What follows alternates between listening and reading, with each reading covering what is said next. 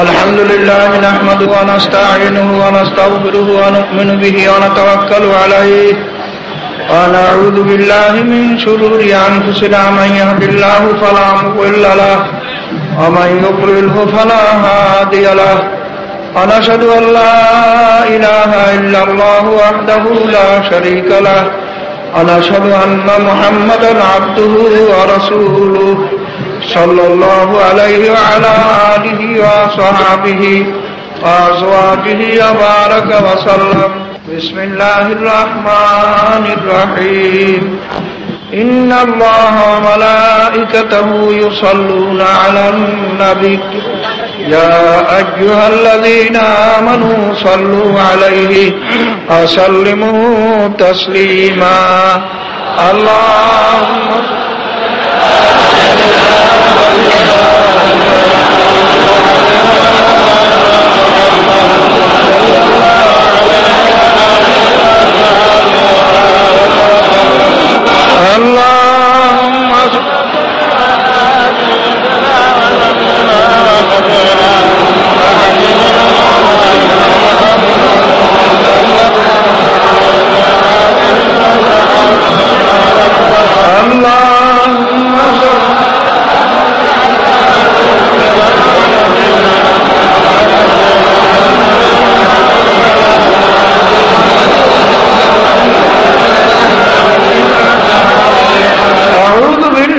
من الشيطان الرجيم بسم الله الرحمن الرحيم আল্লাহ পাকের বান্দা জনাব রাসূলুল্লাহ সাল্লাল্লাহু আলাইহি ওয়াসাল্লাম উম্মতগণ ভাইরা আমার, আল্লাহ পাকের লাখ লাখ শুকর যে 11 দিনের সম্মেলনের আজকে শেষ দিন।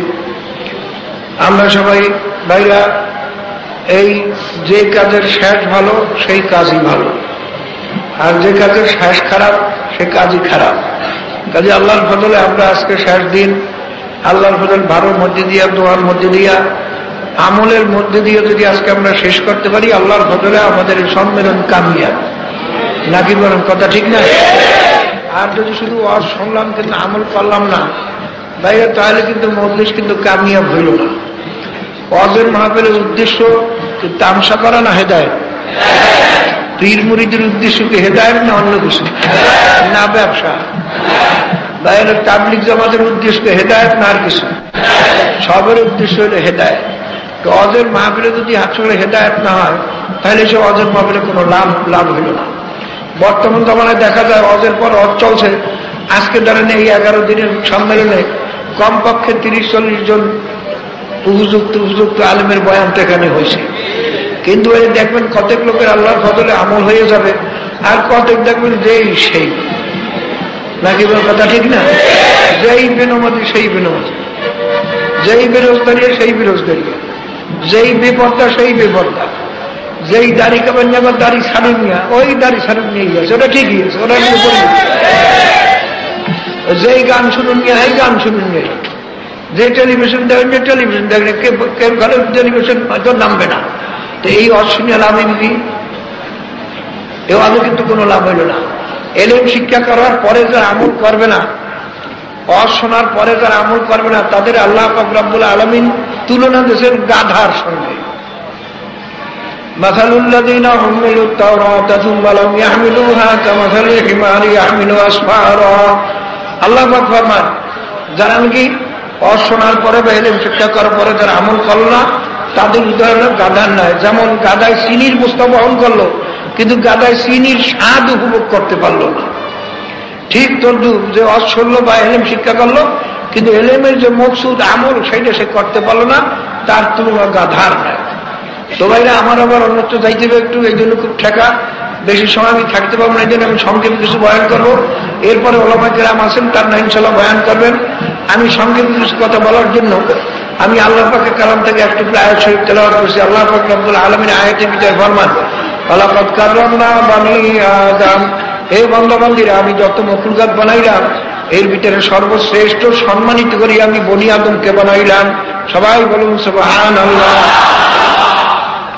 বাইরে আমার দেখেন একটা বিরাট হাতি কিন্তু মানুষের কথা শোনে, বিরাট বাঘ, এই বাঘই পর্যন্ত মানুষের কথা শোনে। যেখানে মানুষ বসবাস করে সেখানে বাঘ সিংহ পর্যন্ত থাকে না। বাবারে, মানুষকে আল্লাহ পাক রব্বুল আলামিন সর্বশ্রেষ্ঠ সম্মানিত করিয়া বানাইছেন, এর প্রমাণের আর কোনো অভাব নাই। কি বলেন, কথা ঠিক নেই? আল্লাহ পাক যে বলছেন সম্মানিত করি বানাইছি, তার দলিল প্রমাণেরও কোনো অভাব নাই। কি বলেন, কথা ঠিক না? আহলে সুন্নাত ওয়াল জামাতের আকীদা হইল খাস মানুষের চেয়ে খাস ফেরেশতার চেয়ে খাস মানুষ আফজল, আম ফেরেশতার চেয়ে আম মানুষ আফজল। সবাই বলুন সুবহানাল্লাহ। ফেরেশতা ফরমান দে আসাইরুম, ফেরেশতা যে জায়গায় যাইতে না পারে মানুষ সেই জায়গায় যাইতে পারে। আপনারা জানেন যখন জনাব মুহাম্মদুর রাসূলুল্লাহ সাল্লাল্লাহু আলাইহি ওয়াসাল্লাম যখন মেরাজে যান, জিবরাইল আলাইহিস সালাম সিদরাতুল মুনতাহা পার হওয়ার পরে তখন বললেন, ইয়া রাসূলুল্লাহ, ইয়া হাবিবাল্লাহ, আমি আর সম্মুখে যাইতে পারবো না, এখন আপনার একা যাইতে হবে। আগার সারে মুই বর্তন পরাম ফরুগে তাজাল্লি বা সুজাত পরাম। হে আল্লাহর নবী, আমি যদি আর এক চুল পরিমাণ সম্মুখে অগ্রসর হই, আল্লাহর নূরের তাজাল্লিতে আমার সমস্ত পাংখা জ্বলিয়া পুড়িয়া ছারখার হইয়া যাইবে। আল্লাহর হাবিবের তখন একটু ভয় লাগলো, এত দূরে কোন জায়গায়, অচেনা জায়গায়, এখন আমাকে একা একা যাইতে হবে, একটু ভয় লাগবে। জিবরাইল আলাইহিস সালাম যাইতে পারবেন না। তখন আবু বকর সিদ্দিক রাদিয়াল্লাহু তাআলা খরমের আওয়াজ বা তার গলার আওয়াজ রাসূলুল্লাহ সাল্লাল্লাহু আলাইহি ওয়াসাল্লাম শুনতে পাইলেন। আল্লাহ পাক ফেরেশতার দ্বারা এটা শুনাই দিয়েছেন। কেন? আবু বকর সিদ্দিক রাদিয়াল্লাহু তাআলা রাসূলুল্লাহ সাল্লাল্লাহু আলাইহি ওয়াসাল্লাম সবচেয়ে বড় সঙ্গী, তার আওয়াজ পাইলে আসল বন্ধু বিপদের সময় পাইলে পরে মানুষ বেশি খুশি হয়। কি বলেন, কথা ঠিক না? এই আওয়াজ দেওয়া তারপর গেছে। মোটামুটি এখানে কথা হইল যে জিবরাইল আলাইহিস সালাম যেখানে যাইতে পারেন না সেখানে আল্লাহর হাবিব গেছে। সবাই বলুন সুবহানাল্লাহ। একদিন আবু বকর সিদ্দিক রাদিয়াল্লাহু তাআলা আনহু পরীক্ষা করার জন্য জিবরাইল আলাইহিস সালাম মানুষের সুরত ধরে আসলেন। এসে জিজ্ঞাসা করে, ও ভাই আবু বকর, আল্লাহ পাকের ফেরেশতা জিবরাইল আলাইহিস সালাম এখন কোথায় আছে? তখন তিনি একটু চক্ষু বন্ধ করিয়া কিছুক্ষণ পর বললেন, ভাই আমি তো আসমান জমিন গ্রহ নক্ষত্র আরশ কুরসি সব আমি তালাশ করিয়ে আসলাম, আমি আল্লাহ পাকের ফেরেশতা জিবরাইলকে কোথাও দেখলাম না। তা আমার মনে হয় জিবরাইল তুমিই হবা। বেরে কি ক্ষমতা আল্লাহ পাক রব্বুল আলামিন মানুষকে দান করছেন। তো ভাই এখন একটা কথা হইল, এই যে মানুষকে আল্লাহ পাক রব্বুল আলামিন সম্মান দান করছেন, এটা তো আমরা প্রত্যক্ষে দেখি, যুক্তিতে দেখি। কিন্তু ভাইরা সম্মানিত মানুষ হওয়ার জন্য একটা যুক্তির দিক দিয়ে দেখা যায়, কিন্তু এই কথাটা ঠিক হয় না। কেমনে ভাইরা? যেই জিনিস যত মূল্যবান ধাতু দিয়ে তৈরি করা হয়, জিনিসটা তত মূল্যবান হয়। কথা ঠিক না? একটা হাতের একটা চুরি বানাই লোহা দিয়া, তার দাম হইবে কয়েক টাকা।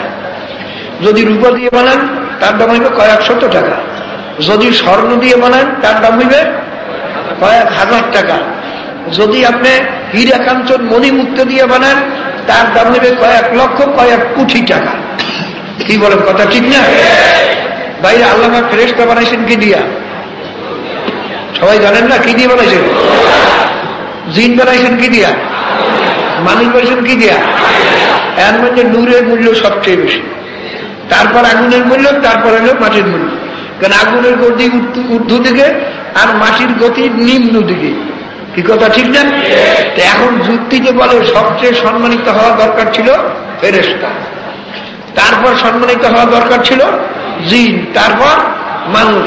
শয়তানের যুক্তি কিন্তু এইটাই ছিল, আনা খায়রুম মিনহু খালাকতানি মিন নার ওয়া খালাকতাহু মিন তিন।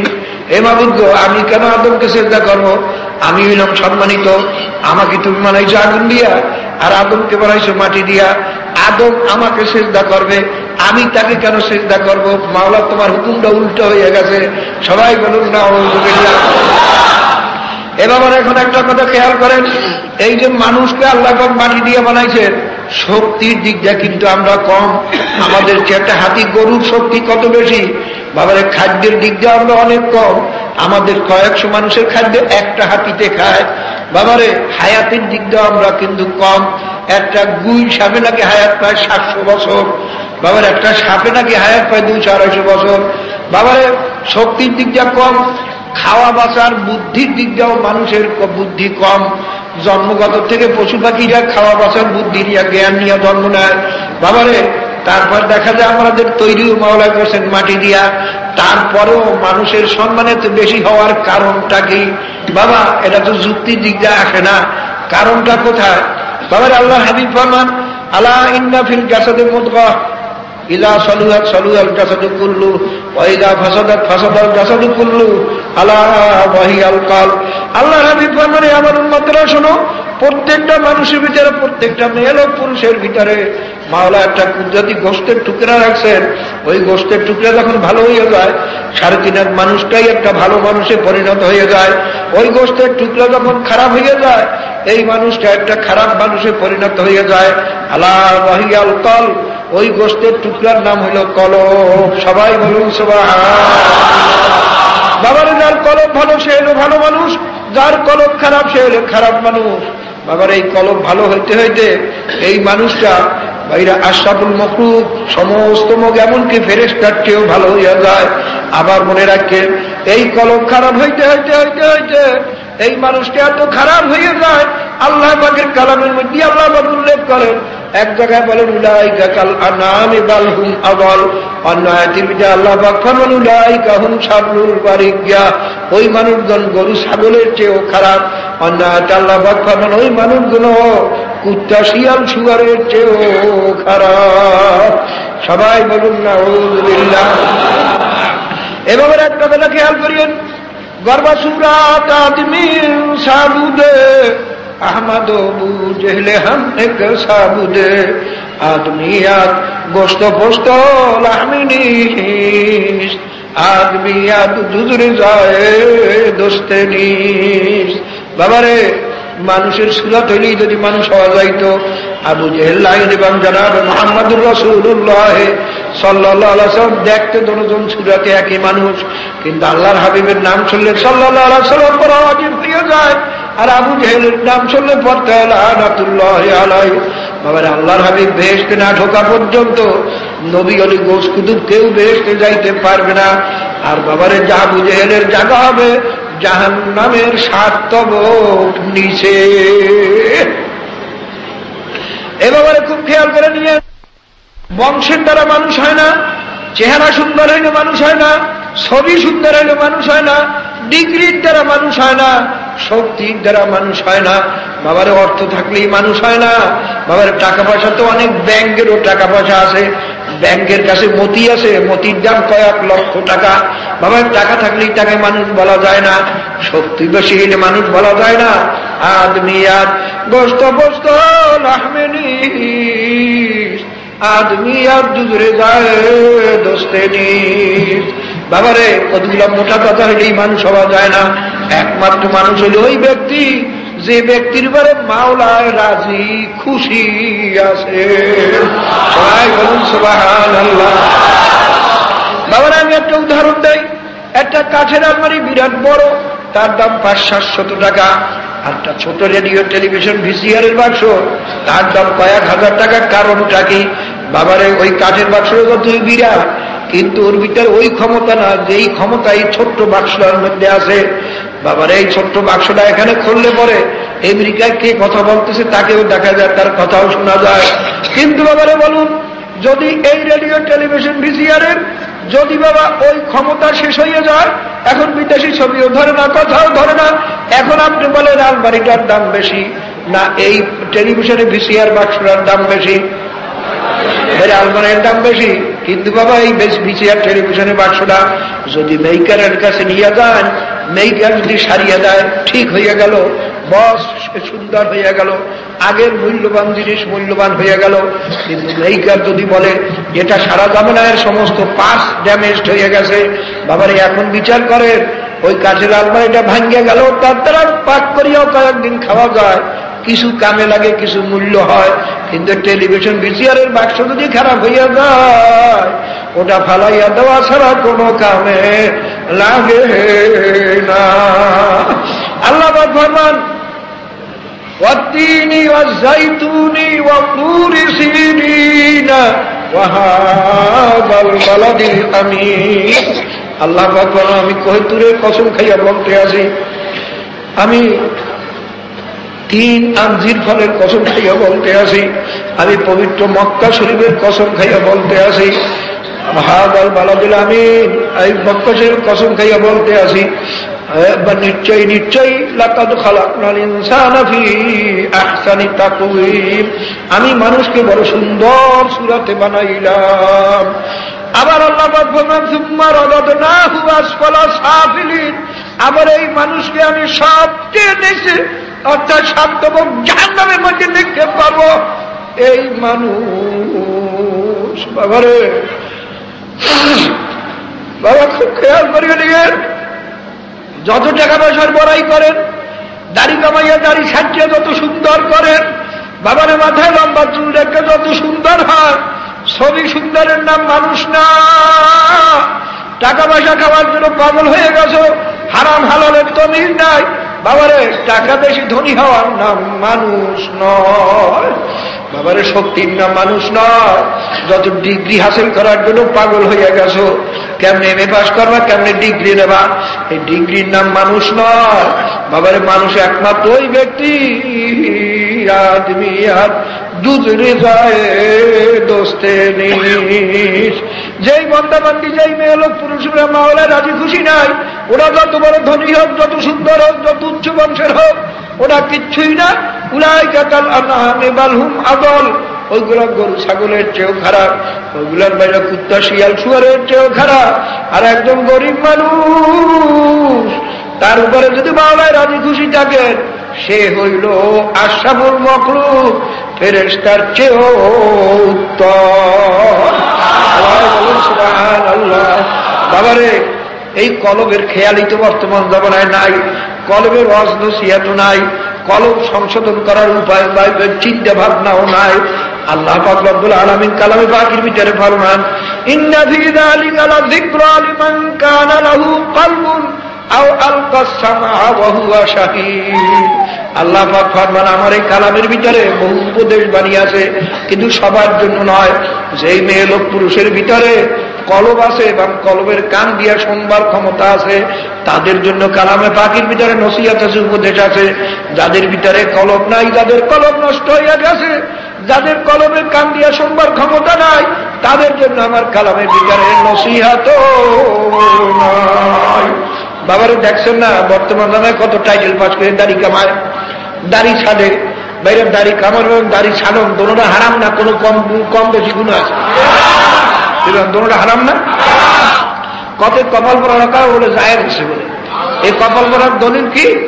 কোরআন হাদিসের কোনো দলিল নাই, সাহাবা কেরামদের দলিল নেই। আমি একটা কথা জিজ্ঞাসা করি, 1,24,000 সাহাবা কেরাম এবং জানাবে রাসূলুল্লাহ সাল্লাল্লাহু আলাইহি ওয়াসাল্লামের তামাম জিন্দেগানিতে কোনদিন দাড়ি ছাড়নের কোন প্রমাণ পাশে পাইছেন কেউ? কোন হাদিসে কেউ কোনদিন পাইছেন? পাই থাকবে কয়? হ্যাঁ, রাসূলুল্লাহ সাল্লাল্লাহু আলাইহি ওয়াসাল্লাম কি দাঁড়াইয়ে পেশাব করা কি?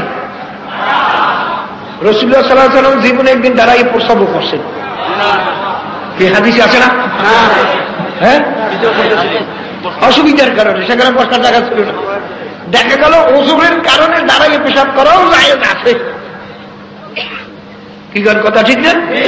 কিন্তু রাসূলুল্লাহ সাল্লাল্লাহু আলাইহি ওয়াসাল্লাম কোনদিন দাড়ি ছাড়ছেন এক মুসলিমের কোন প্রমাণ আছে? কপাল পরারা কয়, আর এদের আমলে মোতাওয়াত্তির সাবেত হয়ে গেছে।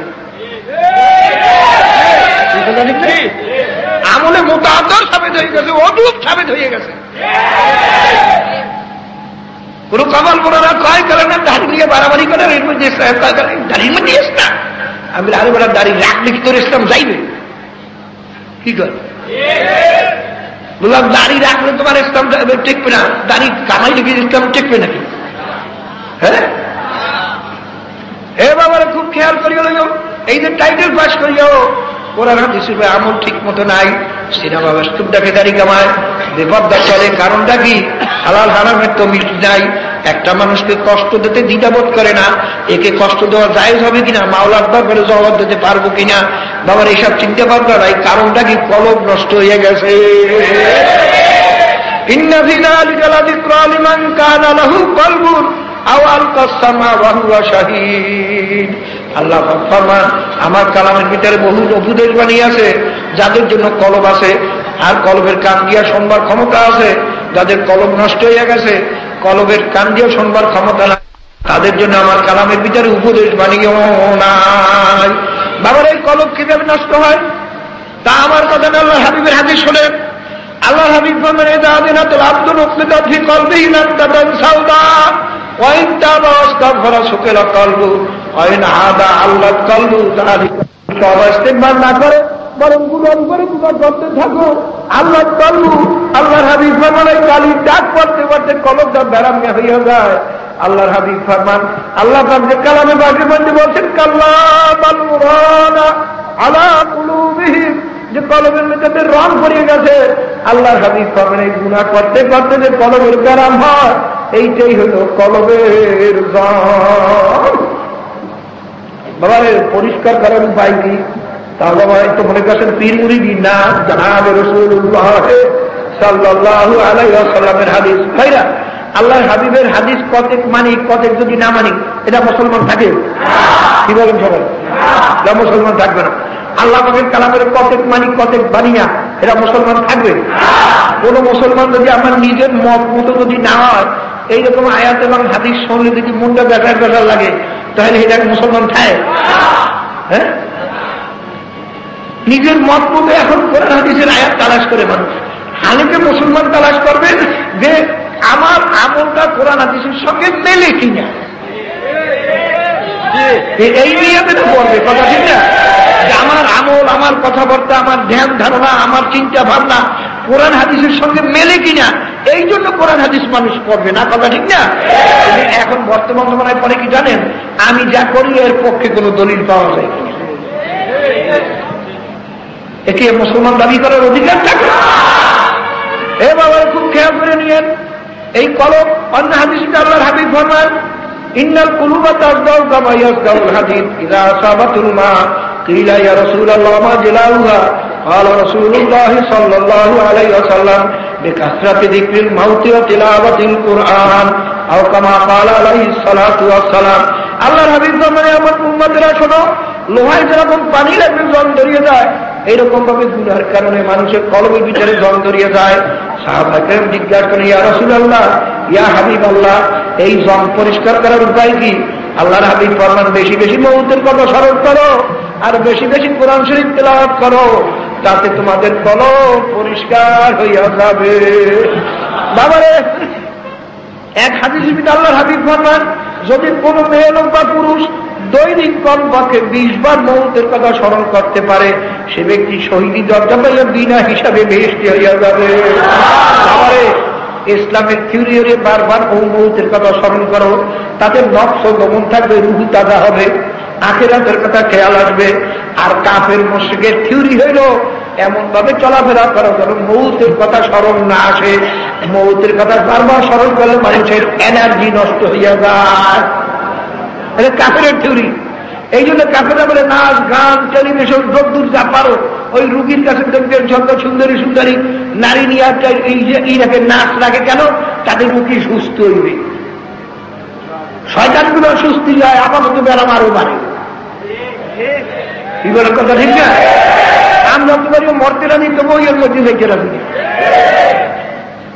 বাবারা খুব খেয়াল করে নিয়ে, আল্লাহর হাবিব ফরমান, বারবার মউতের কথা তুমি স্মরণ করতে পারো আর বেশি বেশি কোরআন শরীফ তেলাওয়াত করতে পারো, তোমার কলব পরিষ্কার হয়ে যাবে।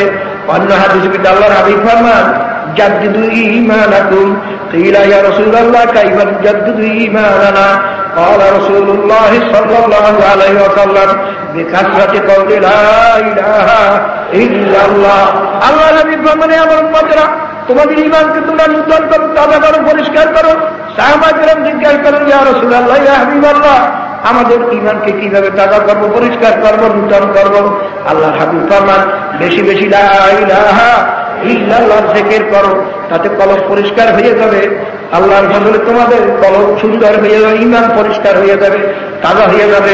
অন্য হাদিসে আল্লাহর হাবিব ফরমান লিকুল্লি শাইইন সিকালাতুন আসকালাতুল কুলুবি যিকরুল্লাহ।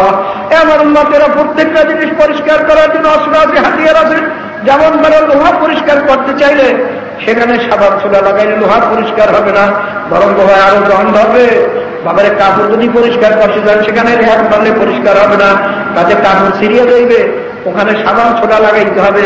আল্লাহর হাবিব ফরমান লিকুল্লি শাইইন সিকালা, প্রত্যেকটা জিনিস পরিষ্কার করার জন্য এক একটা অস্ত্র আছে, হাতিয়ার আছে। আর তোমাদের কলমকে যদি পরিষ্কার করতে চাও এর জন্য একমাত্র হাতিয়ার হলো মাওলার থেকে। সবাই বলুন সুবহানাল্লাহ। আবার এখন হাদিস যারা প্রমাণিত হইল, গুনাহ করতে করতে আমাদের কলম নষ্ট হয়ে যায়, এবং হাদিস দ্বারা 4টা ঔষধ পাওয়া গেল। এই 4টা ঔষধ যদি আমরা ব্যবহার করতে পারি, বেশি বেশি মৌতের কথা স্মরণ করতে পারি, বেশি বেশি বাবা কোরআন শরীফ তেলাওয়াত করতে পারি, বেশি বেশি লা ইলাহা ইল্লাল্লাহ জিকির করতে পারি, বেশি বেশি অন্যান্য জিকির আজকার করতে পারি, তবে আমাদের কলম পরিষ্কার হবে। আর যেই কপাল পোড়ার থেকে দেখতেই পারে না, ওই কপাল পোড়ার কলমের কি অবস্থা নিজেই বুঝতে পারেন বাবা। যে নিজে জিকির আজকার করেন না, জিকির আজকার দেখতে পারেন না, বাবারে তুমি বলো না হাদিস যারা কলম পরিষ্কার করে অন্য কোনো ঔষধ আছে কিনা। বাবার আর কোনো ঔষধ নাই। এভাবে খুব খেয়াল করিয়ে নিয়ে, যার কলম ভালো সে হলো ভালো মানুষ, আর যার কলম খারাপ সে মানুষ নয়। যার কলম খারাপ হইতে হইতে ওই মানুষটা গরু ছাগলের চেয়েও খারাপ হইয়া যায়। সবাই বলুন সুবহানাল্লাহ। বাবার এই মুসলমানদের যে বিজয় লাভ করছিলেন, এই কলমের রুহানি ক্ষমতার দ্বারা করছিলেন। কি বল ঠিক না? তাদের শক্তিরা বাবা মারামারি করিয়েন, তারা জয় বিজয় করেন না। আফ্রিকার দেশে যখন সাহাবায়ে কেরামের জমাত গেলেন, আফ্রিকার লোকেরা দেশে জায়গা দিল না, ওই পাগলের দল আমাদের দেশে জায়গা হবে না, জঙ্গল থেকে তোমরা থাকো। এই সাহাবায়ে কেরাম গ্রামে জায়গা না পাইয়া জঙ্গলে যাইয়া স্থান নিলেন। তখন গ্রামের লোকেরা বলে, আরে পাগলের দল, তোমরা তো আসলেই পাগল, শুনছি মোহাম্মদ সাল্লাল্লাহু আলাইহি ওয়াসাল্লাম উম্মতটা বলে পাগল, আসলেই তোমরা পাগল। এই জঙ্গলে সন্ধ্যা হওয়ার পরে তোমাদের একটাও তালাশ করিয়ে পাওয়া যাবে না, সব হিংস্র প্রায় যে খাইয়ে বলাইবে। তখন ওই মুসলমানদের জামাতের যে ইমাম ছিলেন, আমির ছিলেন, তিনি পাহাড়ের উপরে দাঁড়াই বলেন, হে আফ্রিকার জঙ্গলের পশু পাখিরা, হিংস্র প্রাণীরা, আমরা কতিপয় রাসূলুল্লাহ সাল্লাল্লাহু আলাইহি ওয়াসাল্লাম সাহাবী আমরা এখানে থাকতে চাই, তোমরা আমাদের আক্রমণ করবে না, তোমরা এখান থেকে চলিয়া যাও। এই বক্তৃতা শোনার পরে গ্রামবাসী বলল, আসলেই তারা পাগল। পশু পাখি যে বক্তৃতা দেয় এরা কোন পাগল? পশু পাখি তো কোনোদিন মানুষের কথা শুনিনি। কিন্তু ভাই দেখা যায় এই সাহাবায়ে কেরামের এই বক্তৃতার সঙ্গে সঙ্গে বাইরে হিংস্র প্রাণী সব দৌড়েই এখান থেকে পলাইতে শুরু করলো। এমনকি দশ থেকে সাপ উচ্চা পলাইতে শুরু করছে, এমনকি বাবা 10 থেকে পিপিলিকা পর্যন্ত পলাইতে শুরু করিয়া দেশে।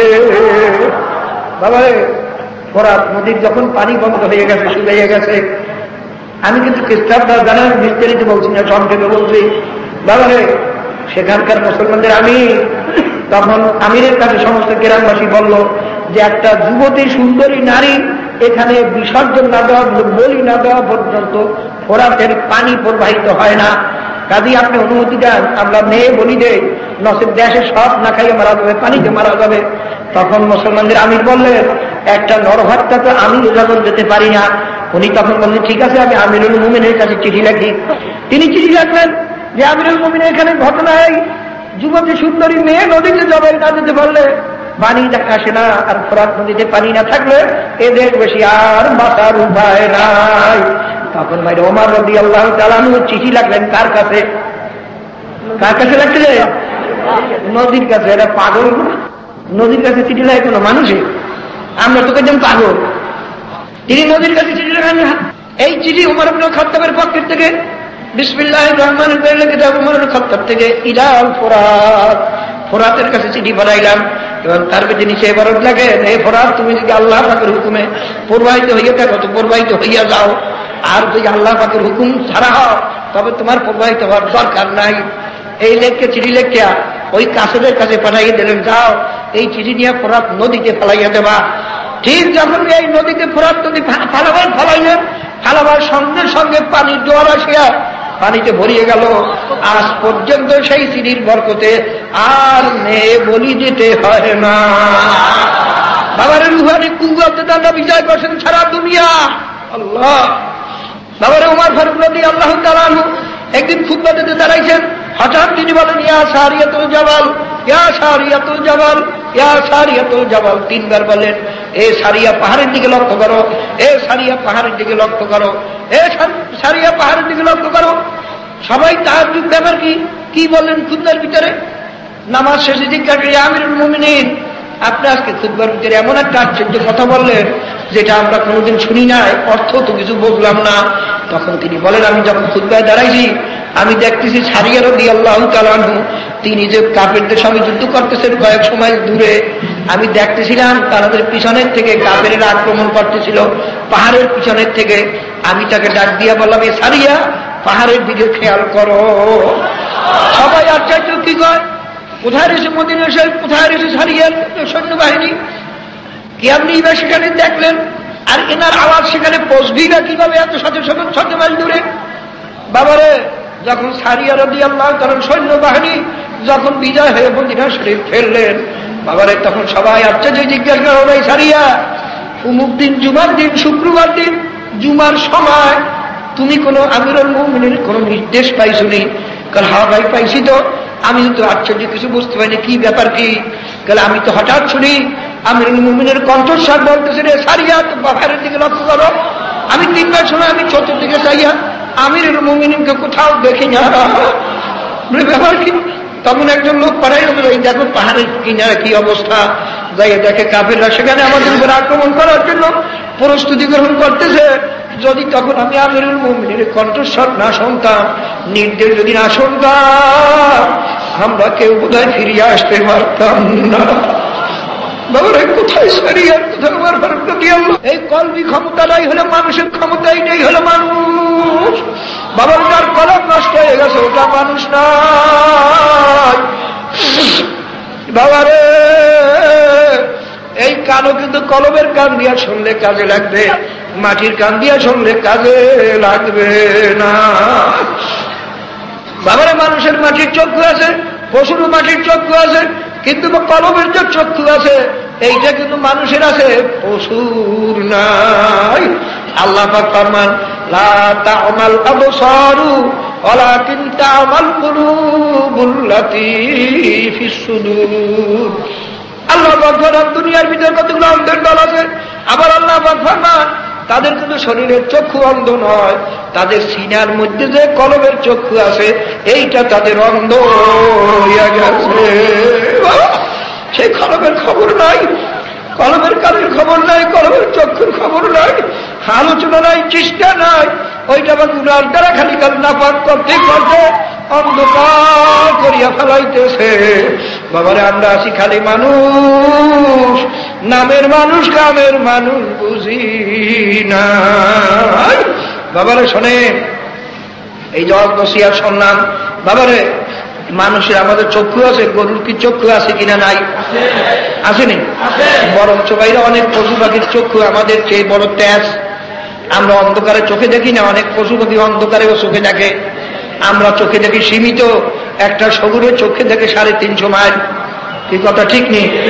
বাবারে, আমাদের বয়স বেশি হলে চশমা নিতে হয়, তারপরে বয়স বেশি হলে চশমায় ধরে না তোকাইয়ে তোকাইয়ে হাঁটতে হয়।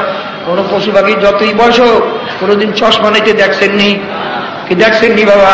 তা দেখা যায় আমাদের চক্ষুর চেয়ে তাদের চক্ষু বড় তেজ। আমাদের কানের চেয়ে তারা আরো বেশি শোনে। যেসব সূক্ষ্ম আওয়াজ আমরা শুনি না, বিড়াল, কুত্তা, হরিণ, বাঘ ইত্যাদি আমাদের চেয়ে অনেক সূক্ষ্ম সূক্ষ্ম আওয়াজ শোনে। কি বলেন? কথা ঠিক নেই বাবারে? কিন্তু বাবা টাকাটা খেয়াল করেন, বাইরে গরুতে কিন্তু বোঝে না, বুঝে না। গরুর বুঝ শক্তি আছে না নাই? কি কথা বলেন না, আছে না নাই?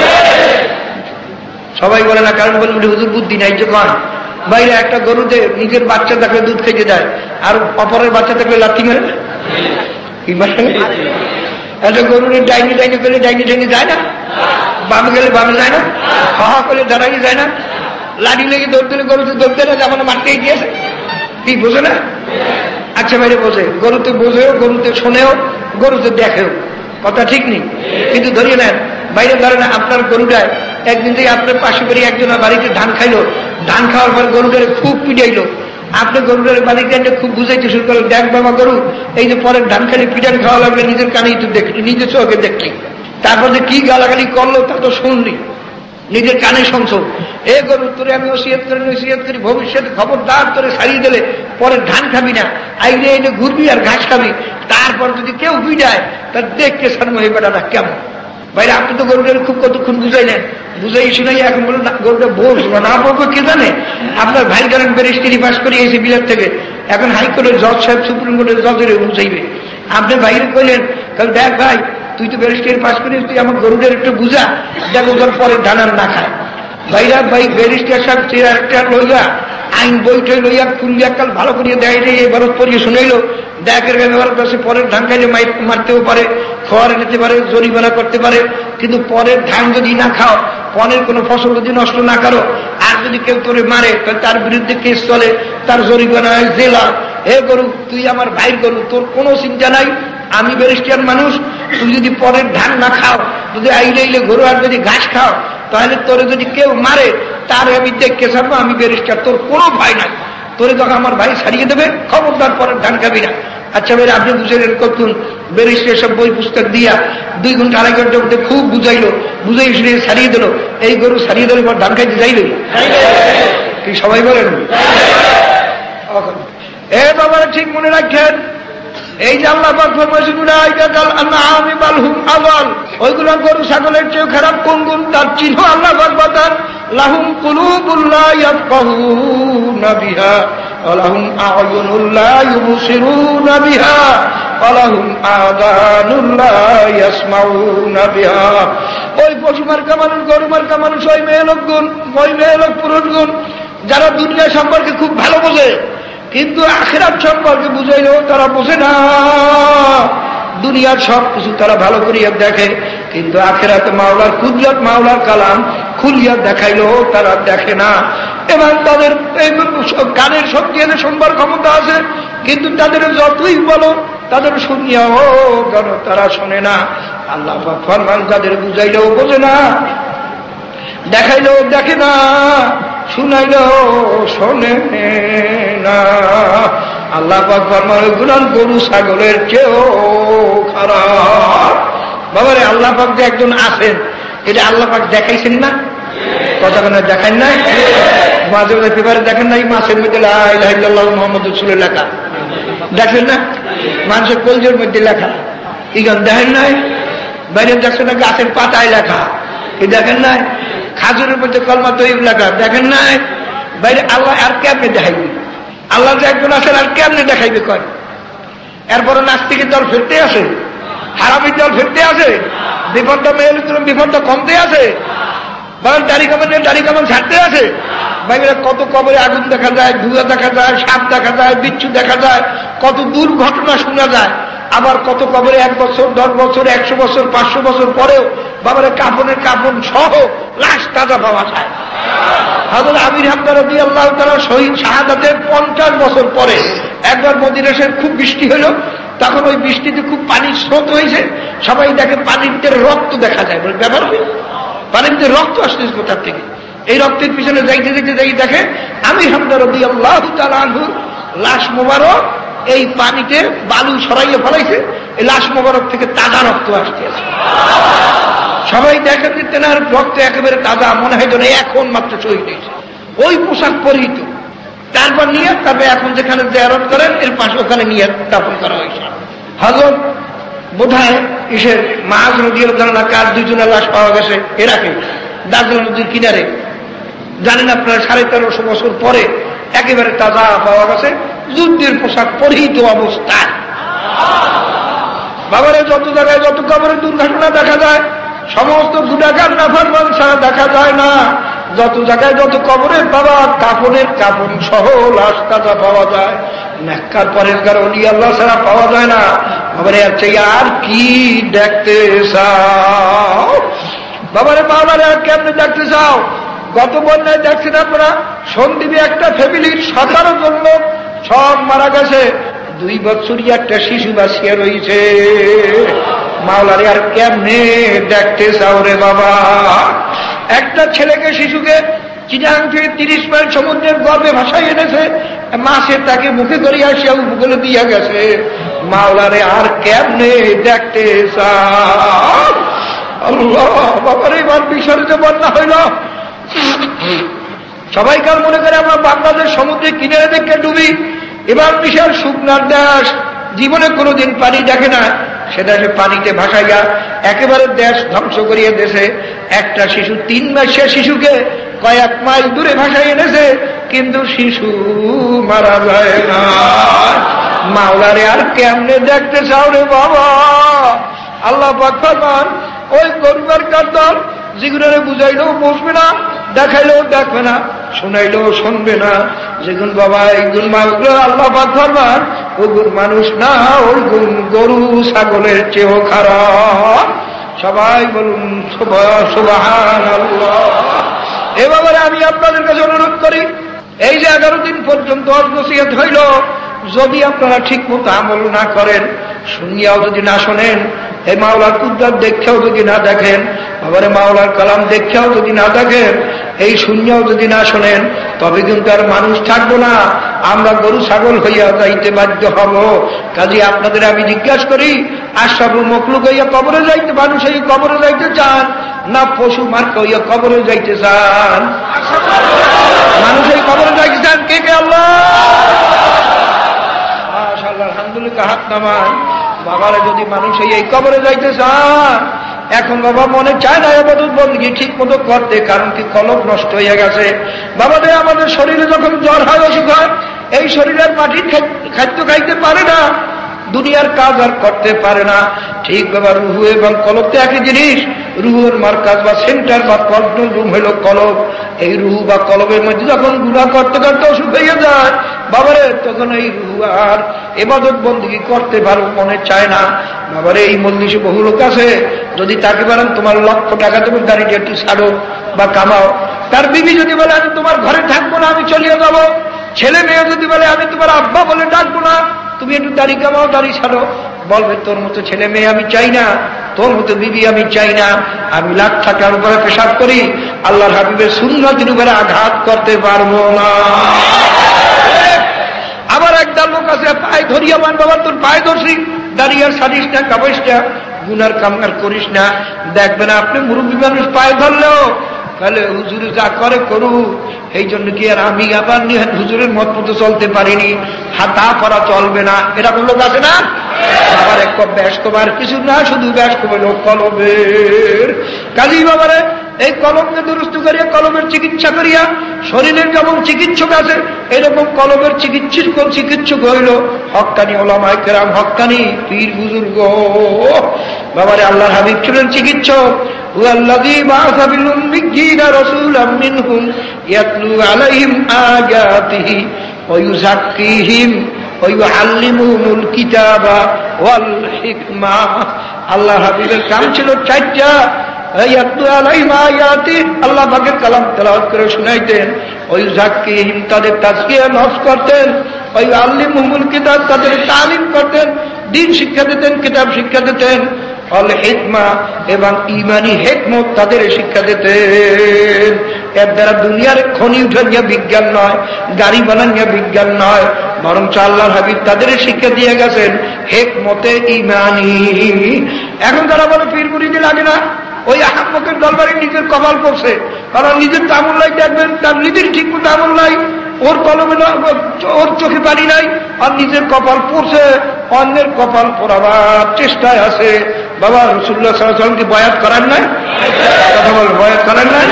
তিনি তালিম দেন নাই? তিনি উম্মতের তাজকিয়া করেন নাই? তিনি জিকির শিক্ষা দেন নাই?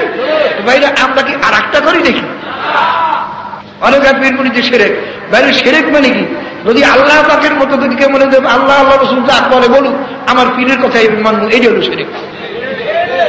কি বলেন, কথা ঠিক না? কিন্তু আমরা তো মুরিদ করবার সময় বললে এই বাবা খবরদার, যতক্ষণ পর্যন্ত আল্লাহ এবং আল্লাহ রসুলের হুকুম অনুযায়ী তোমাদের আদেশ করব, ততক্ষণ আমার কথা মানবা। যদি আল্লাহ এবং আল্লাহ রসুলের হুকুমের বিরুদ্ধে দেখো, তখন আমাকে থেকে তোমার দূরে যাওয়া অজীব হইয়া যাবে।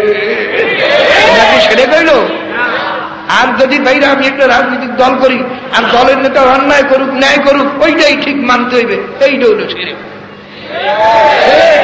কি বলেন, কথা ঠিক না? ঠিক, এইটা হইল শিরক। আমার নেতা ভালো করলে সেটা ভালো বলবো, খারাপ করলে তাকে সংশোধন করবো। যদি সংশোধন না হয় তখন বলতে গেলে গুমরাহ হয়ে গেছে। আমি তো আপনাকে স্পষ্ট বলি, সব পেলে যদি দেখেন আমি মানুষ, আমাকে ভুল হতে পারে, যদি কোরআন হাদিসের বাইরে কিছু দেখেন তখন আমাকে সাবধান করে দেবেন। যদি আমি সাবধান না হই, মনে করবেন আমি গুমরাহ হয়ে গেছি, তখন আমার থেকে ফিরিয়ে দেওয়া আপনাদের জন্য অজীব হয়ে যাবে। আমি চর্মনে সবসময় বলি না, এই যে শিরক। আরে শিরক হইল নেতায় যা বলবে তাই মানা লাগবে, বাবায় যা বলবে তাই মানা লাগবে, স্বামী যা বলবে তাই মানা লাগবে, চাই কোরআন হাদিসে আর থাকুক আর না থাকুক, এই যে নাম হইল শিরক। লা তাআতা লি মাখলুকিন ফি মাসিয়াতিল খালিক, কোন মাখলুকের ইতাআত করা যাবে না আল্লাহ এবং আল্লাহর রাসূলের নাফরমানিতে। কাজী বাবারে খুব সাবধান হয়ে থাকেন। আমি অনুরোধ করি, আমার জন্য সবসময় দোয়া করিয়ে, আমিও দোয়া করি আল্লাহ পাক রব্বুল আলামিন মানুষ হইয়া নি কবরে যাওয়ার তৌফিক দেন, মুসলমান হইয়া নি কবরে যাওয়ার তৌফিক দেন। আল্লাহ পাক কিন্তু বলেন না ধনী না হইয়া কবরে আসো না, মিনিস্টার প্রেসিডেন্ট না হইয়া কবরে আসিও না, আলেম না হইয়া কবরে আসিও না, পীর না হইয়া কবরে আসিও না। আল্লাহ পাক বলছেন খবরদার মুসলমান না হইয়া কবরে আসিও না। তাই বাবারা আমার জন্য দোয়া করে, আমি দোয়া করি আল্লাহ পাক রব্বুল আলামিন খাঁটি মুসলমান হইয়া, আল্লাহ পাকের খাঁটি বান্দা হইয়া, আল্লাহর হাবিবের খাঁটি উম্মত হইয়া নি কবরে যাওয়ার তৌফিক মাওলা দান করেন। এই জমানা সম্পর্কে আল্লাহর হাবিব বলে গেছে, এমন একটা জমানা আমার উম্মতের উপর আসবে, আর সাবিরু আলা দীনে কাল কামিজ আলাল জুমার, দিনের উপরে যে মজবুত থাকবে তার এত কষ্ট হবে যেমন জ্বলন্ত আগুনের টুকরা হাতে রাখার মতো কষ্ট হবে। বাবারে সেই জমানা এসে গেছে, হক কথা বলতে গেলেও মাইর খাইতে হয়, আবার হক কথা না বললে আল্লাহ হাবিবের হাদিস অনুযায়ী শয়তানে আখরাস হইতে হয়, গঙ্গা শয়তান হইতে হয়। এখন গঙ্গা শয়তান হইয়া কবরে যাব না মাইর খাইয়া কবরে যাব? মাইর খাইয়া কবরে যাব তবু ভালো, গঙ্গা শয়তান হইয়া কবরে যাওয়া যায় না। তো বাবার আমার জন্য দোয়া করেন, আমিও দোয়া করি আল্লাহ পাক রব্বুল আলামিন খাঁটি মুসলমান হইয়া কবরে যাওয়ার তৌফিক দান করেন। আল্লাহুম্মা আমিন। ইয়া আল্লাহ আপনি আমাদের গুনাহ খাতা মাফ করে দেন। ইয়া আল্লাহ, ইয়া আল্লাহ আপনি খাঁটি মানুষ হইয়া কবরে যাওয়ার তৌফিক দিন। ইয়া আল্লাহ আপনার খাঁটি বন্ধা না বানাইয়া কবরে নিয়েন না। ইয়া আল্লাহ আপনি হাবিবের খাঁটি উম্মত না বানাইয়া কবরে নিয়েন না। ইয়া আল্লাহ তথা খাঁটি মুসলমান না বানাইয়া কবরে নিয়েন না। আল্লাহ আপনি আমাদের হেদায়েত নসিব করে, আমাদের আলো আলাদা আত্মীয় স্বজন স্ত্রী পুত্র সবাইকে হেদায়েত নসিব করে। আল্লাহ সারা দেশবাসীকে আপনি হেদায়েত নসিব করে। আল্লাহ সারা দুনিয়ার লোককে আপনি হেদায়েত নসিব করে। আল্লাহ মাহফিলকে আপনি কবুল করে না। আল্লাহ যারা মাহফিলের জন্য চেষ্টা করছে, খাঁটি দেশে সাহায্য করছে, আল্লাহ আপনি সবাইকে কবুল করে না। আল্লাহ যত বান্দারা মাহফিল হাজির হইলা সবাইকে আপনি কবুল করে না। ইয়া আল্লাহ, ইয়া আল্লাহ আপনি আমাদের সবাইকে হেদায়েত নসিব করেন। আমাদের যারা আল্লাহ সব আত্মীয় স্বজন সবাইকে হেদায়েত নসিব করেন। আল্লাহ সারা দেশবাসীকে হেদায়েত নসিব করেন, সারা দুনিয়ার লোককে আপনি হেদায়েত নসিব করেন। আল্লাহ আমাদের দিন দুনিয়া জাহের বাতিল আওলাদ ফরজ দোবাল দৌলত মাদ্রাসা তরিকা মাহফিল ইসলামী হুকুমা সব আপনার তুসবদ্ধ করলাম, আপনি মেহেরবানি করে কবুল করে ইয়া আল্লাহ, ইয়া আল্লাহ, ইয়া আল্লাহ আপনি আমাদের মাফ করেন। আমাদের বাপ মা দাদা দাদি নানা নানি ভাই বন্ধু স্ত্রী পুত্র পরিজন ওস্তাদ সাহেব যা যে কবরে শুয়ে রয়েছে সবাইকে আপনি মাফ করে দেন। আল্লাহ তাদের কবরকে আপনি বেহেশতের বাগান বানাইয়া দেন। ইয়া আল্লাহ, ইয়া আল্লাহ, আল্লাহ দেশে মুসিবত দেখা যাইতেছে, আল্লাহ আসমানিওয়ালা জমিনিওয়ালা সমস্ত বালা মুসিবত থেকে আপনি আমাদের হেফাজতে রাখেন। আল্লাহ আপনি আমাদের প্রত্যেকের দিলের ন্যাক মকসুদ গুলো পুরা করে দেন। আল্লাহ যে যে ব্যারাম পীড়ায় ভুগতে আছি প্রত্যেকের ব্যারাম পীড়া থেকে সেবা দিয়ে দেন। আল্লাহ যারা মেয়ে নিয়ে মুসিবত আছে, ছেলে মেয়ে নিয়ে মুসিবত আছে, তাদের মুসিবত থেকে উদ্ধার করেন। আল্লাহ যে যে মুসিবতে আছে প্রত্যেকের মুসিবত থেকে উদ্ধার করে। আর এই বন্ধুবাদের উপরে আল্লাহ ঘর পুড়িয়ে গেছে, কত লোক কত মুসিবতে আছে। আল্লাহ তাদের মুসিবত উদ্ধার করে দেন। আল্লাহ আপনি মুসিবত থেকে উদ্ধারটা করে দেন। আপনার ভাগ্যে মানের অভাব নয়। আল্লাহ সমস্ত মুসিবত থেকে আপনি আমাদের হেফাজতে রাখেন। সাল্লাল্লাহু আলা খায়রি খালকিহি মুহাম্মদ ওয়া আলিহি ওয়া আসহাবিহি ওয়া আজওয়াজিহি ওয়া আতবাইহি আজমাইন। আরহামনা মাহুম বিরহমাতিকা ইয়া আরহামার রাহিমিন। সুপ্রিয় শ্রোতা বন্ধু, আমরা শুধুমাত্র দেশ বিদেশের প্রখ্যাত কারি সাহেবানদের তিলাওয়াত, সকল প্রকার ইসলামী গজল, সঙ্গীত, হামনাত, জারি, নাটক, কাওয়ালি, আলোচনা এবং ওয়াজের ক্যাসেট প্রযোজনা ও পরিবেশন করে থাকি। আপনার প্রয়োজনীয় যে কোনো ক্যাসেটের জন্য যোগাযোগ করুন Tamaddun products, 30 Abdul Salam mention, পটুয়াটুলি, Dhaka. Phone নম্বর 71247330 এবং মোবাইল 0171137905 ও 0171